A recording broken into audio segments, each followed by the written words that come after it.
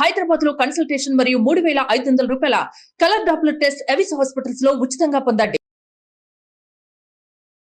గురుగారు, ఇప్పుడు అసలే పితృపక్షాలు చాలా పవిత్రమైన రోజులుగా మనం చెప్పుకుంటున్నాం కదా. సంకటహర చతుర్థి అంటున్నారు. మరి ఈ పవిత్రమైన రోజుని మనం ఎలా సద్వినియోగం చేసుకోవచ్చు?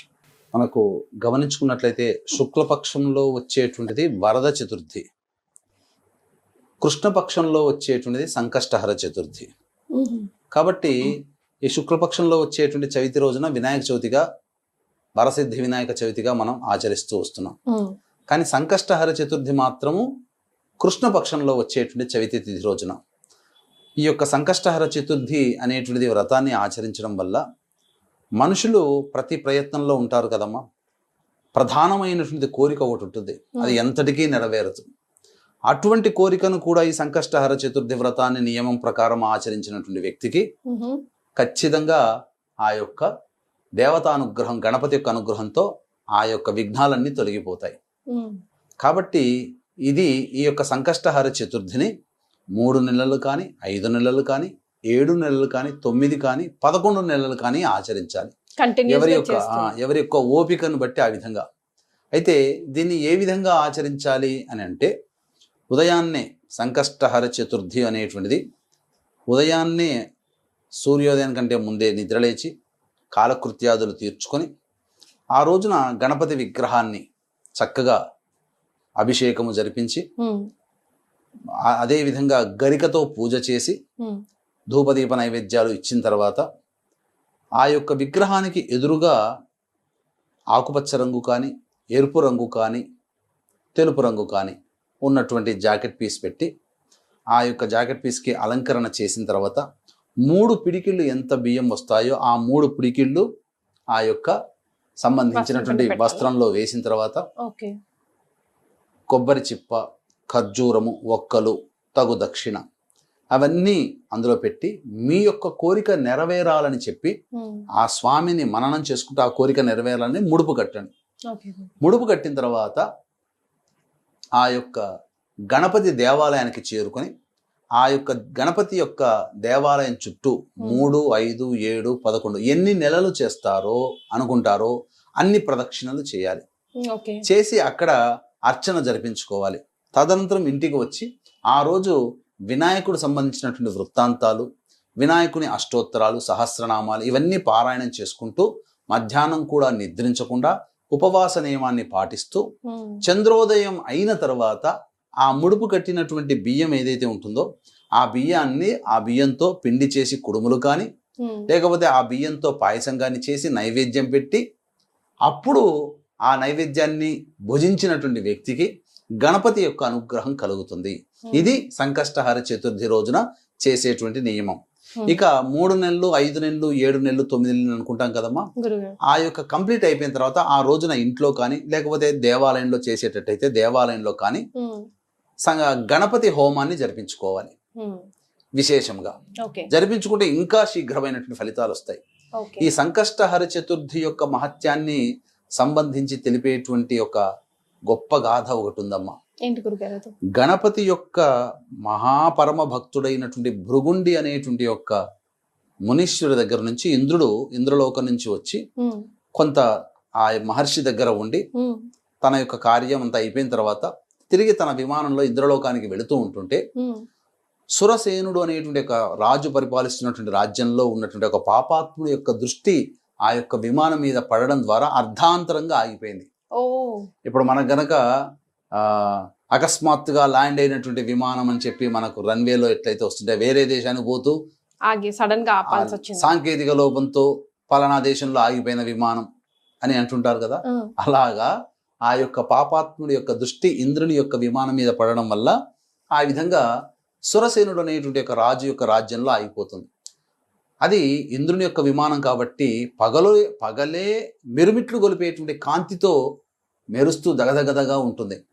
అప్పుడు ఆ వింతైనటువంటి ఆకారాన్ని చూడడానికి ప్రజలను ఎగబడడం, ఈ వార్త ఈ నోట రాజు సురసేనుడు రాజు దగ్గరికి చేరడం, ఆ రాజు కూడా ఆ విమానాన్ని చూడడానికి రావడం, అది చూసిన తర్వాత అప్పుడు కుశల ప్రశ్నలు వేశాడు ఇంద్రుని. ఎందుకు ఆగిపోయింది ఇలా అంటే, అప్పుడు మీ రాజ్యంలో ఎవరో మహా పాపాత్ములు ఉన్నారు, వారి దృష్టి సోకడం వల్ల నాకు నా విమానం ఆగిపోయింది, మరి ఎట్లా దీన్ని ఆ విమానం మళ్ళీ తిరిగి ప్రయాణం కావాలంటే ఎలా అంటే, ఈరోజు పంచమి తిథి, నిన్న సంకష్టహర చతుర్థి ఉంది. కాబట్టి ఈ సంకష్టహర చతుర్థి నాడు ఉపవాస నియమాన్ని పాటించి, గణపతి కోసమే ఉపవాస నియమాన్ని పాటించినటువంటి వ్యక్తి తన పుణ్య ఫలితాన్ని గనక ధారపోస్తే నా విమానం బయలుదేరుతుంది అని చెప్తాడు. అంతటా ఆ సురసేనుడు భటులందరినీ పంపించేసి నిన్న ఎవరైనా వ్రతం చేశారని చెప్పి తన రాజ్యంలో ఉన్నటువంటి అందరినీ కూడా కనుక్కున్నారు. అందరూ కూడా నిశ్చేష్టులైపోయి ఉత్త చేతులతో తిరిగి వచ్చేసారు. ఎవ్వరూ చేయలేదు. తర్వాత ఎవరు ఈ యొక్క మన రాజ్యంలో వ్రతాన్ని ఆచరించలేదా, పుణ్యాన్ని సంపాదించుకోలేదని చెప్పి బాధపడుతుంటే అటుగా ఒక స్త్రీమూర్తి మృతదేహాన్ని తీసుకొని వెళుతూ వాళ్ళ బంధువులు కనబడుతూ వెళ్తున్నట్టు దృశ్యం కనిపించింది. అంతటా గణేష దూత ఏం చెప్పాడనంటే, ఈ స్త్రీమూర్తి ఎందుకు ఇలా జరిగిపోయిందనంటే, నిన్నంతా కూడా ఎటువంటి ఆహారం తినకుండా ఉంది, పైగా ఆహారం తినకుండా ఉండడం వల్ల గణేష వ్రతం, నిన్న సంకష్టహర చతుర్థి, గణేష వ్రతం అనేటువంటి ఆచరించిన ఫలితం ఆమెకు దక్కింది. తరువాత ఎప్పుడో రాత్రి భోజనం చేసింది అని చెప్పడంతో, సంకష్టహర చతుర్థి నియమం ఏంటి, ఆ రోజంతా ఉపవాసం ఉండాలి, చంద్రోదయం అయిన తర్వాత భోజనం చేయాలి. ఆ స్త్రీమూర్తి చంద్రోదయం అయినటువంటి తర్వాత భోజనం చేయడం వల్ల తనకి తెలియకుండానే సంకష్టహర చతుర్థి వ్రతాన్ని ఆచరించింది. కాబట్టి ఈమెను మేము గణేష లోకానికి తీసుకుని వెళ్ళిపోతున్నాము అని చెప్పి గణేష దూత చెప్పాడు. చెప్పిన తర్వాత అక్కడ ఉన్నటువంటి బంధువులందరూ కూడా అడిగారట, ఈవిడ చనిపోయినది కదా, ఆ నిన్నటి రోజు ఉన్నటువంటి పుణ్య ఫలితాన్ని ఏమైనా ఇంద్రుడికి ధారపోస్తారా అని అంటే ఎవరు కూడా అంగీకారం చెప్పలేదు. గణేష దూతలు కూడా అంగీకారం చెప్పలేదు. ఆ పుణ్యం వల్లనే ఆమె గణేష లోకానికి వెళుతుంది కదా, మరి ఆ పుణ్యం ధారపోస్తే ఆమె శరీరం ఇక్కడికి, ఆమె ఆత్మ ఇక్కడే ఆగిపోతుంది, కుదరదు అని చెప్పి గణేషుని దూతలు కూడా చెప్పారు. అంతటా ఆమె శరీరాన్ని నుంచి వచ్చినటువంటి తాకినటువంటి గాలి ఆ విమానానికి తాకింది.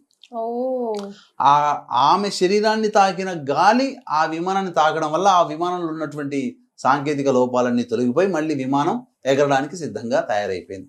అంటే ఈ సంకష్టహర చతుర్థిని తెలిసి కానీ తెలియక కానీ ఆచరించినటువంటి వాళ్ళ యొక్క జీవితము ధన్యము అని చెప్పి మనకి యొక్క వ్రత కథ ద్వారా తెలుస్తుంది.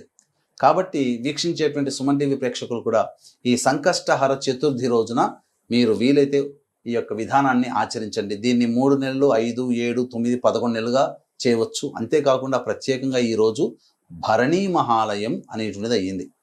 పితృపక్షాలలో భరణీ మహాలయం. భరణి నక్షత్రానికి అధిపతి ఎవరు? యముడు. కాబట్టి ఎవరైతే ఈ రోజున పిండ ప్రధాన కార్యక్రమాలు అనేటువంటివి చేస్తారో అటువంటి వారు, ఎవరి కోసమైతే చేసినారో అటువంటి వారికి యమలోకంలో నరక బాధను తప్పిస్తాడట.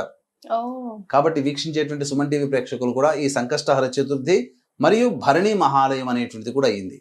కాబట్టి ఇక్కడ చాలా మందికి ఒక డౌట్ రావచ్చు, ఈ సంకష్టహర చతుర్థి వ్రతాన్ని ఆచరిస్తున్న వాళ్ళు భరణీ మహాలయం చేయవచ్చునా అంటే, ఆడవాళ్ళు ఈ వ్రతాన్ని భార్యలు ఆచరించవచ్చు, భర్త యొక్క పితృదేవత ఆరాధన చేయవచ్చు.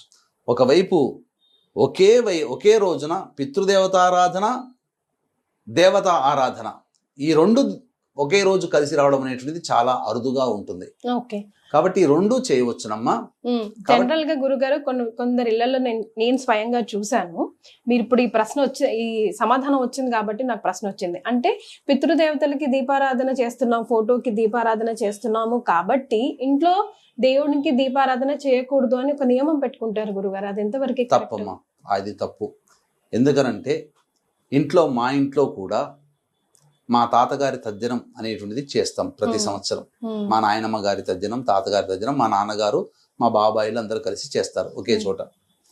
మరి మా ఇంట్లో చేసే వంతు వచ్చినప్పుడు అందరూ వస్తారు కదా, ఆ రోజు ఉదయాన్నే కర్తగా ఎవరైతే ఉంటారో నాన్నగారు, బాబాయిలు వీళ్ళందరూ కదా, నేను చూస్తూ ఉన్నాను.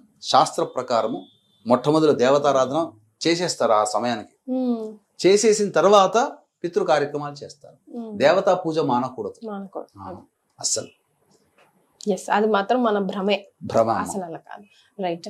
ఈ మన సంకటహర చతుర్థి గురించి ఎన్నో వీడియోస్ చేశాం గురుగారు, కానీ ఈ స్టోరీ చెప్పి ఇంత డిఫరెంట్ గా ఎవరు చెప్పలేదు. ఈ రోజుని అందరూ సద్వినియోగం చేసుకోవాలని మేము కూడా మనస్ఫూర్తిగా కోరుకుంటున్నాం. ధన్యవాదాలు గురుగారు. సర్వం శ్రీ ఉమామహేశ్వర పరబ్రహ్మార్పణమస్తు.